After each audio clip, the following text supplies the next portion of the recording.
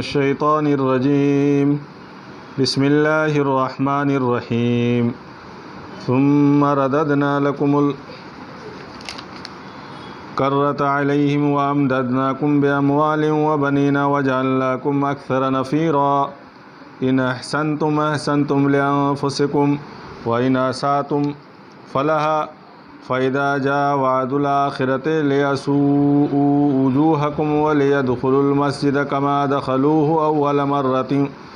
أول مرة وليتبروا ما علوا تتبيرا عسى ربكم أن يرحمكم وإن عدتم عدنا وجعلنا جهنم للكافرين حصيرا إن هذا القرآن يهدي للتي هي أقوم ويبشر المؤمنين الذين يعملون الصالحات أن لهم أجرا كبيرا وإن الذين لا يؤمنون بالآخرة أعتدنا لهم عذابا أليما صدق الله العظيم۔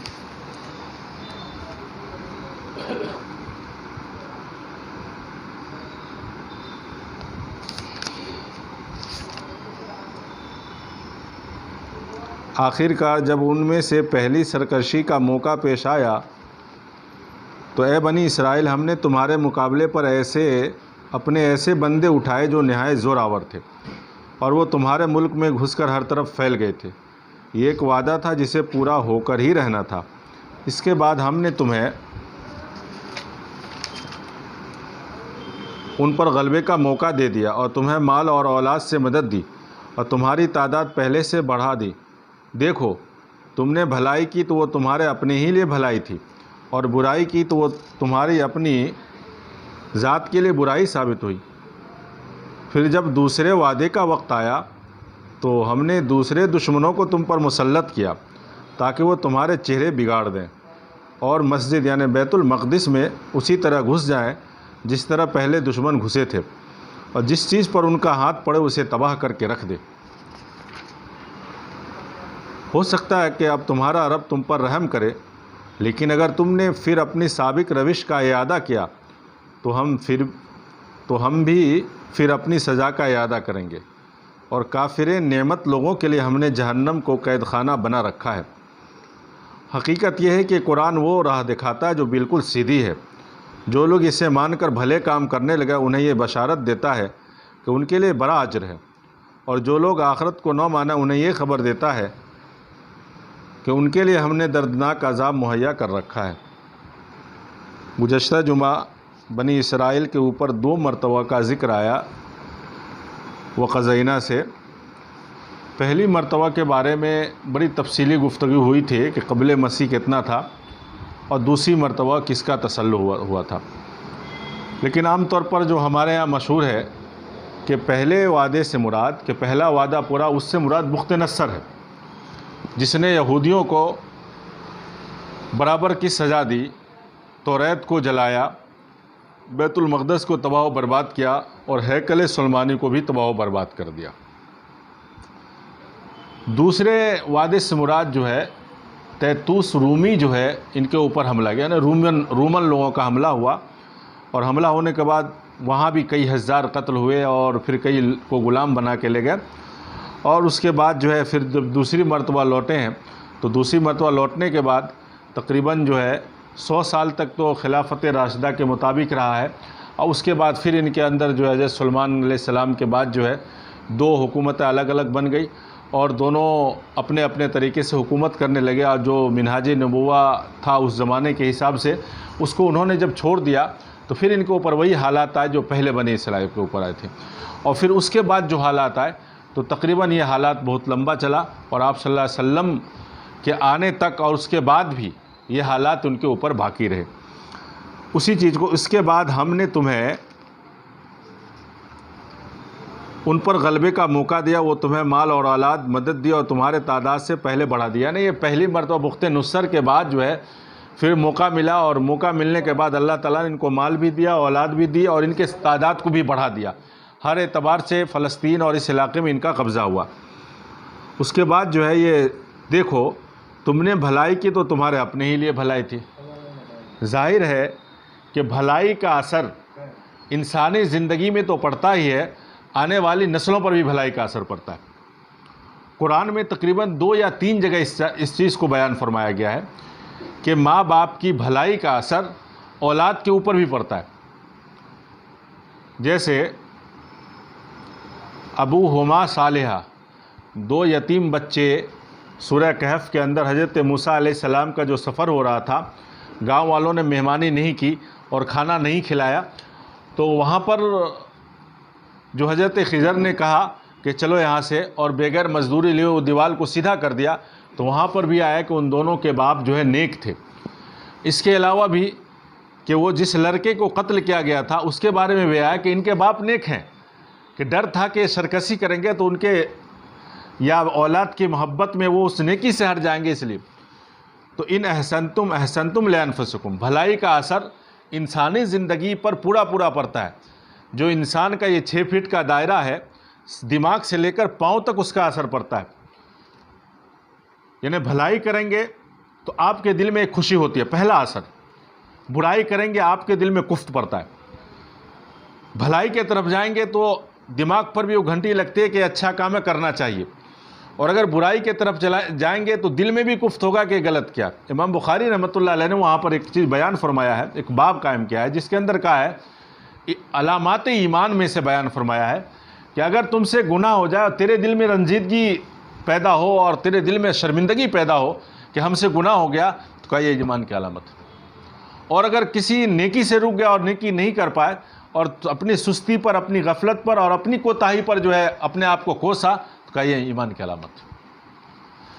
تو ان احسنتم لانفسکم، بھلائی کرتا ہے تو اس بھلائی کا انسانی زندگی میں تو اثر پڑتا ہی ہے، مرنے کے بعد بھی اس بھلائی کا اثر لوگوں کی زبان پر بھی چرچا رہتا ہے اور آنے والی نسل میں بھی اس کا اثر رہتا ہے. بھلائی کا اثر صرف ہماری زندگی سے تعلق، ہم کو تو ملے گا ہی، آخرت کے حساب سے، ثواب کے حساب سے ہر چیز ملے گا، لیکن اس کے اثرات ہمارے آنے والی نسلوں پر بھی پڑتا ہے. اس لیے بنی اسرائیل کو تو کہا جا رہا ہے، لیکن ظاہر ہے کہ بنی اسرائیل کے واقعات جو یہاں پر بیان کیا جا رہا ہے اس کا مقصد کیا ہے؟ قرآن میں جو قصص آیا ہے وہ قصص آنے والے قوموں کی عبرت کے لیے ہے، یا جو موجودہ اور حال قوموں اس کی عبرت کے لیے. تو ظاہر ہے کہ بنی اسرائیل کے واقعات اہل مکہ کے لیے بیان کیا جا رہا ہے، کیونکہ جس زمانے میں قرآن کا نزول ہو رہا تھا تو مخاطب صرف اہل مکہ تھے. حالانکہ عالمی مخاطب تھا لوگ، لیکن اہل مکہ، کیونکہ مکہ کے اندر قرآن نزول ہوا، سب سے پہلے جو تبلیغ کا مرکز تھا اور جس کو دعوت دینا تھا وہ اہل مکہ کو دینا تھا. اس لیے قرآن میں بیان فرمایا کہ اپنے رشتہ داروں کو، اللہ کے رسول کو کہا گیا آپ اپنے رشتہ داروں کو اللہ کے عذاب سے ڈرائیں، قریبی رشتہ دار کو. تو ظاہر ہے کہ اولین تو وہی تھے جس پر تبلیغ کا فریضہ آپ صلی اللہ علیہ وسلم پر جو ذمہ داری تھی اور جو منصب تھا، تو پہلے اہل مکہ تھے. اس لیے اہل مکہ خاص مخاطب ہے، لیکن عمومی طور پر جو ہے پورے عالم انسان کے لوگ اس سے مخاطب ہے، اور خصوصی طور پر اس امت کے لیے اس کے اندر ہے کہ اگر بھلائی کرو گے تو تمہارے لیے بھلائی ہوگا، برائی کی تو وہ تمہاری اپنی ذات کے لیے برائی ثابت ہوئی. بنی اسرائیل کے 2 دور، ایک دور میں بخت نصر، ایک دور میں رومن، یہ دونوں کا حملہ جب تک یہ بھلائی پر رہے اللہ تعالیٰ نے ان کی ریاست اور ان کی سلطنت کو باقی رکھی، ان کے وجود کو بھی باقی رکھا، ان کی آزادی کو بھی باقی رکھا، اور ان کے ملک اور ان کے ہر سامان، ان کے بیوی بچے سب کو باقی رکھا. لیکن جیسے برائی پیدا ہوئی اللہ تعالیٰ نے دوسرے ظالم کو مسلط کر دیا، اور ظالم قتل و قتال بھی کیا، ظالم عورتوں کو بھی غلام باندی بنا کر لے گیا، ان کی حکومتیں، ان کی ریاستیں بھی چلی گئی. تو بھلائی کا بدلہ صرف افراد تک محدود نہیں ہے، بلکہ زمین، جائیداد، بیوی بچے، عزت، ساری چیز تک اس کا یہ ہوتا ہے. تو بھلائی کریں گے تو یہ ساری چیز پر اثرات پڑیں گے، اور اگر برائی کریں گے تو اس کے اثرات ہم سے لے کر یہ ساری چیز پر، ہمارے پاس جو سامان، ہماری آزادی بھی سلب ہو جائے گی. حکومت تو چلی جائے گی لیکن آزادی بھی سلب ہو جائے گی، ہر چیز سلب ہو جائے گا. ہم آزادی سے کھا نہیں سکتے، ہم آزادی سے جی نہیں سکتے. یہ ہے برائی کا اثر. پھر دوسرے وعدے کا وقت آیا تو ہم نے دوسرے دشمنوں کو تم پر مسلط کیا، رومن کو. وہ تمہارے چہرے بگاڑ دے اور مسجد بیت المقدس میں اسی طرح گھس جائے جس طرح پہلے دشمن گھسے تھے. بخت نصر نے جو کام کیا رومن نے بھی وہی کام کیا، اور جس چیز پر ان کے ہاتھ پڑے اسے تباہ کر کے رکھ دے. یعنی پورا شہر کو تباہ کر دیا، انسانوں کو تباہ کر دیا، اور جیسے جانوروں کو غلام بنایا جاتا ہے ایسے غلام بنا کر لے کے آئے۔ اس آیت کے اندر امت مسلمہ موجودہ وقت کی جو امت ہے، کیونکہ بنی اسرائیل کی بڑی فضیلت، بڑا مقام، اتنا بڑا مقام دیا گیا تھا، آسمان سے ان کا کھانا آتا تھا، من اور سلوہ، اور تقریباً کئی سال تک یہ کھاتے رہے۔ لیکن انسان کی فطرت کیا ہوتی ہے کہ اس کے اندر جو تبدیلی چاہتا ہے۔ کیوں تبدیلی چاہتا ہے؟ قلب کے معنی بدلنے کے آتے ہیں، قلب کے معنی بدلنے، وہ بدلاؤ دیکھنا چاہتا ہے ہر چیز کے اندر۔ بنی اسرائیل میں بھی کہ بدلاؤ، کھانا روزانہ ایک ہی کھا کر کنٹال گیا، تو پیاز لہسن اور اس چیز کا سوال کیا، اور شرارت ان کے اندر پھر بھی کم نہیں ہوتی تھی، لیکن اس شرارت کے باوجود بھی اگر بھلائی ہوتی تھی تو اس بھلائی کی بنیاد پر ان کو ساری نعمتیں مل رہی تھی۔ لیکن جب برائی آئی، نافرمانی، شرکسی اور اللہ اور رسول سے جو وعدہ تھا اس کو چھوڑ دیا، تو پھر ان کے اوپر یہ آ جائے۔ اس امت کے لیے جو ہے اس میں بہت سارے سبق ہے، امت مسلمہ کے لیے، کہ آج پوری دنیا میں حالات مسلمانوں پر کیوں ہیں۔ افراد کی کمی نہیں ہے، سامان کی کمی نہیں ہے، ہر اعتبار سے مسلمان دور صحابہ سے، آپ صلی اللہ علیہ وسلم کے زمانے سے بہت مضبوط ہے، ہر ایک اعتبار سے ان کے پاس ہر چیز کی فراوانی ہے۔ لیکن پھر بھی مسلمان مظلوم قوم، محکوم اور غلام قوم پوری دنیا میں کیوں بنی ہوئی ہے؟ اس کی وجہ ایک یہ بھی ہے کہ انہوں نے، اللہ کے رسول صلی اللہ علیہ وسلم نے، صحابہ نے جو دین دیا تھا اس دین کو چھوڑ کر چند چیزوں کا نام انہوں نے دین رکھ لیا۔ کیا؟ سال میں 35 دن ان کے ہاں جو ہے دینداری کا یہ ہوتا ہے، ایک مہینہ رمضان کے، اس کے بعد جو ہے محرم، ربیع اول، رجب، 3-4 راتیں ہیں جو ہمارے ہاں بڑی رات کہلاتی ہے، وہ بھی مسجد تک محدود کر دیا۔ اس کے علاوہ اللہ کے رسول صلی اللہ علیہ وسلم کے وقت میں پورا نظام، پورا ایک سسٹم تھا جو اسلام نے ہم کو، قرآن نے وہ سسٹم پورا دیا ہے۔ اللہ کے رسول صلی اللہ علیہ وسلم کی زندگیاں، صحابہ کی زندگیاں، احادیث مبارکہ، یہ پورا سسٹم زندگی کا دیا ہے۔ کیا سسٹم دیا ہے؟ کہ مسلمان بازار بھی مسلمان ہے، لین دین کرتا وہاں بھی مسلمان ہے، خرید و فروخت کرتا وہاں بھی آپ مسلمان ہیں، وہاں بھی اللہ اور رسول کا احکام چلنا چاہیے۔ مسجد سے باہر گئے تو وہی بے ایمانی شروع، وہی نافرمانی شروع، اور بے ایمانی کرنے کے بعد بھی اپنے دین کے بارے میں فکر مند نہیں ہے۔ بے ایمانی کرنے کے بعد بھی وہ یہ سمجھتا ہے کہ ہم دیندار ہیں کیونکہ ہم تہجد گزار ہیں۔ کسی کا مال دبا لیا تو بھی دیندار، اس کا دین ختم نہیں ہوتا ہے۔ یہ سب اسباب ہے کہ آپ نے دین کو ایک تو محدود کر دیا، بہت سارے دین کو چھوڑ دیا۔ اللہ کے رسول صلی اللہ علیہ وسلم چند صحابہ یا چند افراد کے ساتھ کھڑے ہوئے تھے اور اس دعوت کو پوری دنیا میں غلبے کے ساتھ پہنچایا۔ آدھی دنیا پر تو غلبہ ہوا ہی اور اسلامی نظام اور اسلامی احکام نافذ ہوئے، بلکہ بعض مورخین نے تو یہ لکھا ہے کہ حضرت عثمان کے وقت میں آدھی دنیا سے اوپر تک اسلامی نظام نافذ تھا، اسلامی نظام نافذ تھا۔ آج تو اسلام پر عمل کرنے کی آزادی ہے تو بھی مسلمان عمل نہیں کرے گا اور حالات کا رونا روے گا، بادشاہ کو کہے گا یہ بادشاہ ایسا ہے، لیکن اپنے گریبان میں جھانک کر نہیں دیکھے گا ہماری کہاں کمی ہو رہی ہے، ہم کہاں پر کس وجہ سے یہ اللہ تعالیٰ نے ہمارے اوپر مسلط کیا ہے۔ تو یہ حالات بتانے کا مطلب یہ ہے کہ امت کو بیدار کرنا، امت مسلمہ کے لیے اس میں بیداری کے بہت سارے چیز ہیں، اور اس حالات کو دیکھ کر اس موقع سے بیدار ہونے کی ضرورت ہے، اپنے اندر بیداری لانے کی ضرورت ہے، جاگنے کی ضرورت ہے، اور اسلامی طور پر جو ہے ہر مسلمان کو عمل کرنے کی ضرورت ہے کہ سارے لوگ ایک اسلام اور ایک قرآن کے جھنڈے کے نیچے آ جائے تو آپ کے لیے جو کچھ نہ کچھ بچاؤ، آخرت کا معاملہ تو بعد میں ہے، لیکن دنیاوی زندگی جس کو تم کہتے ہو پہلے ہے، مقدم ہے۔ ہم کو دنیا میں یہ چاہیے، وہ چاہیے، یہ چاہیے، اور کامیابی کی چیز کو تم کہتے ہو کہ ہمارے پاس مکان ہے، پیسے ہے، جس چیز کو کہتے ہو کہ یہ کامیابی اور عزت کے دلائل معیار سمجھتے ہو، اس کو بچانے کے لیے بھی اسلام کے جھنڈے کے نیچے آنا پڑے گا، ورنہ تم تو جاؤ گی، یہ ساری چیز چلی جائے گی اور تیرے اثر بھی باقی نہیں رہیں گے۔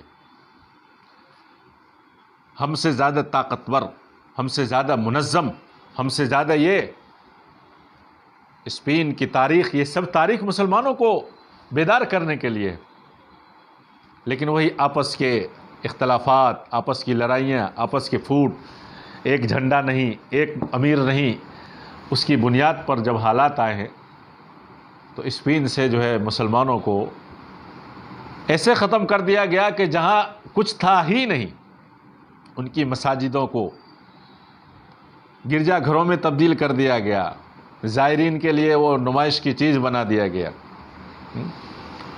جتنے بھی آثار تھے ختم ہو جائیں گے۔ ہم بھی کہتے ہیں نا، لوگ یہ دعویٰ کرتے ہیں مسلمان فلاں چیز ہمارا ہے، تاج محل فلاں فلاں، یہ سب بھی آثار مٹ جائیں گے، لیکن ہم جو دعوت کا کام لے کر اٹھیں گے، افراد پیدا ہوں گے، یہ آثار بھی باقی رہ جائیں گے اور اسلام بھی باقی رہ جائے گا اور ہم بھی باقی رہ جائیں گے۔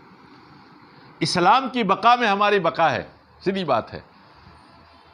جب تک اسلامی زندگی سے مسلمان زندگی گزارتے رہیں گے سب کچھ باقی رہے گا، جب سے اسلام کو چھوڑا ہے تب سے یہ حالات آئے۔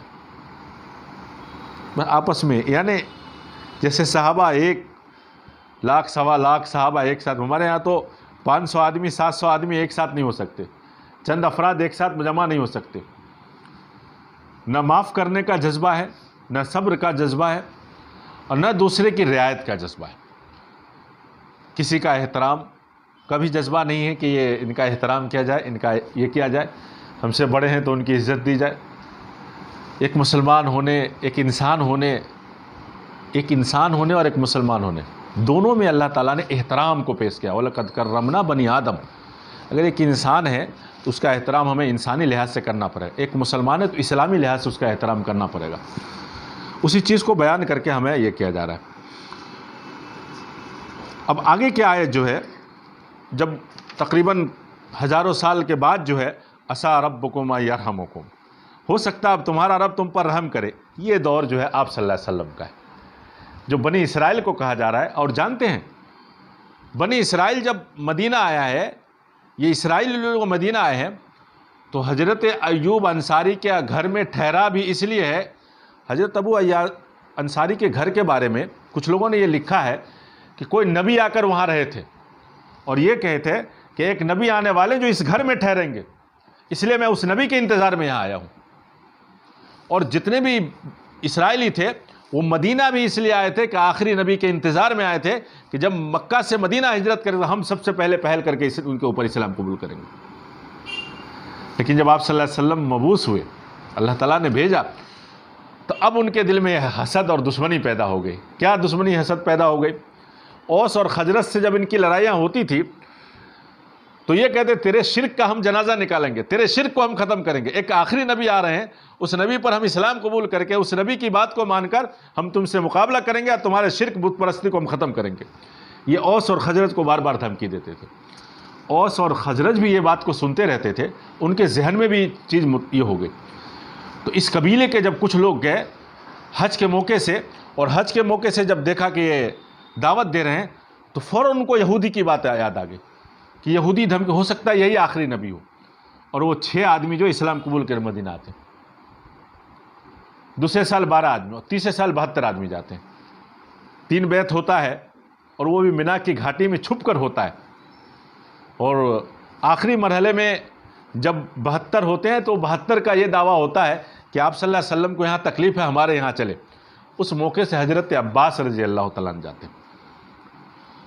اسی لیے الرحیق المختوم والے نے سیرت کی کتاب ہے شاید یہ، انہوں نے یہ لکھا ہے کہ حضرت عباس تو شروع میں مسلمان ہو گئے تھے، لیکن بطور جاسوس اللہ کے رسول نے ان کو رکھا تھا کہ اہل مکہ کی ساری خبر ہم کو مدینہ بھیجنا۔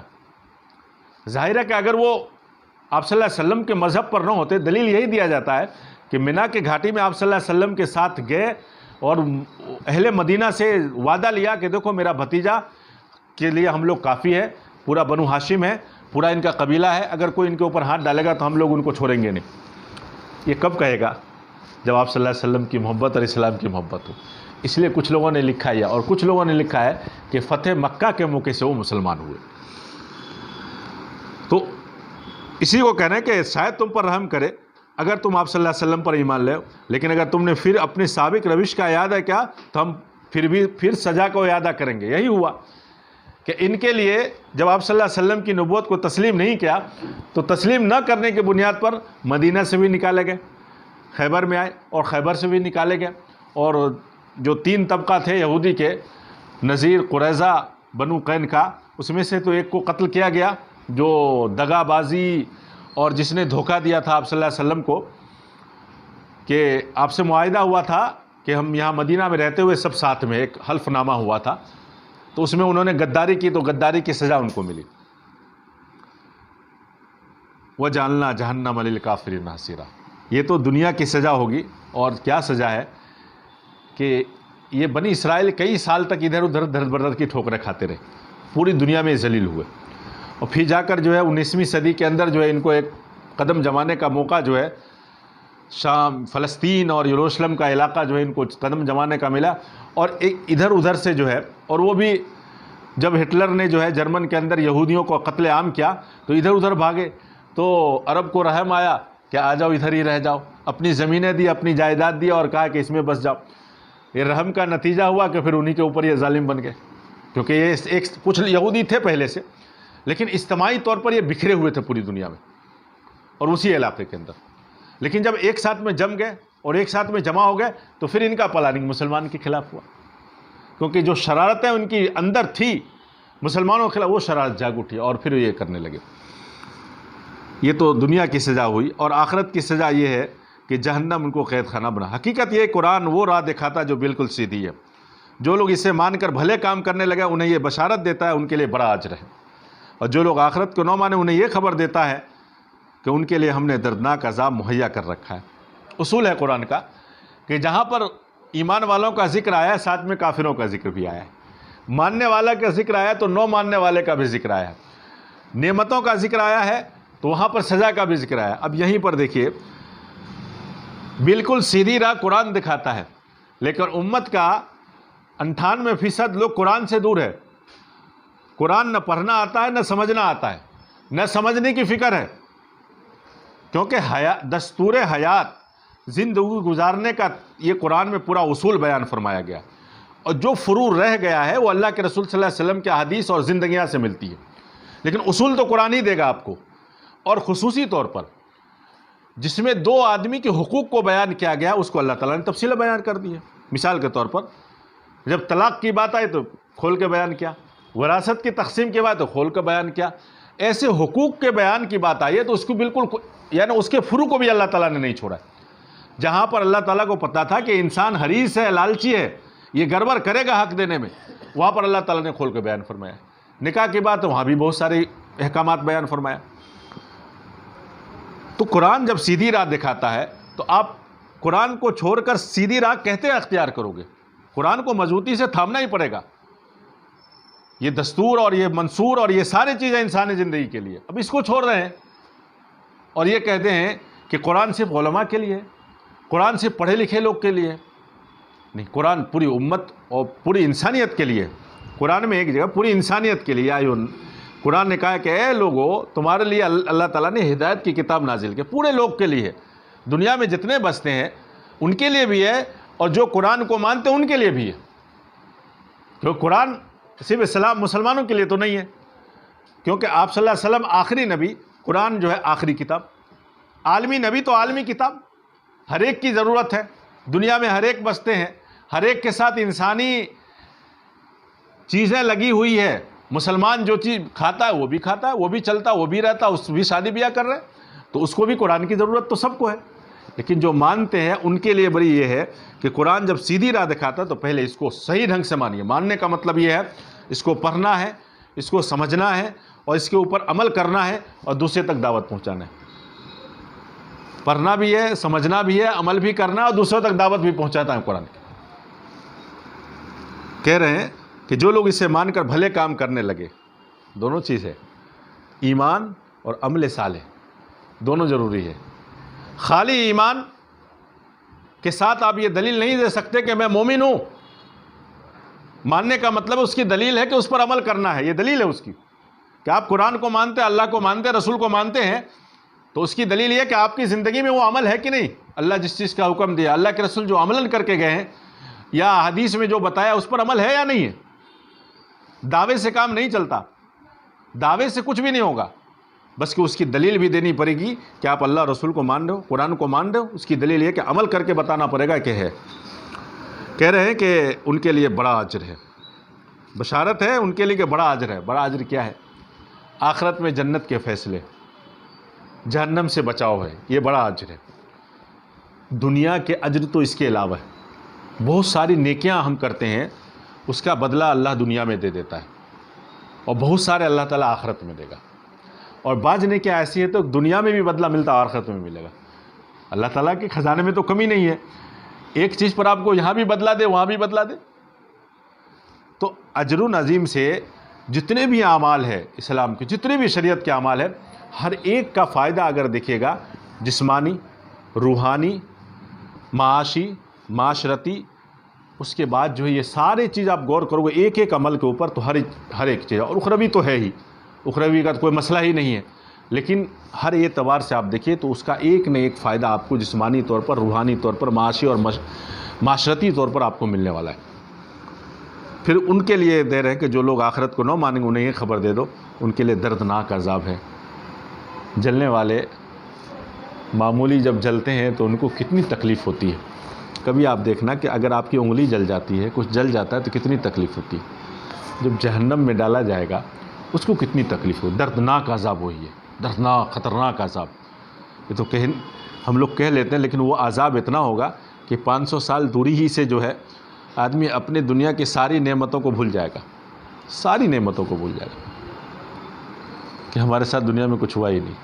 اتنی تیز گرم ہوا, 500 سال تک اس کی 500 مسافت کے جتنا جو اس کی لپٹ آئے گی. اللہ تعالیٰ یہی کہی سنی باتوں پر ہم تمام کو عمل کرنے کی توفیق عطا فرمائے. وآخر دعوانا الحمدللہ رب العالمین.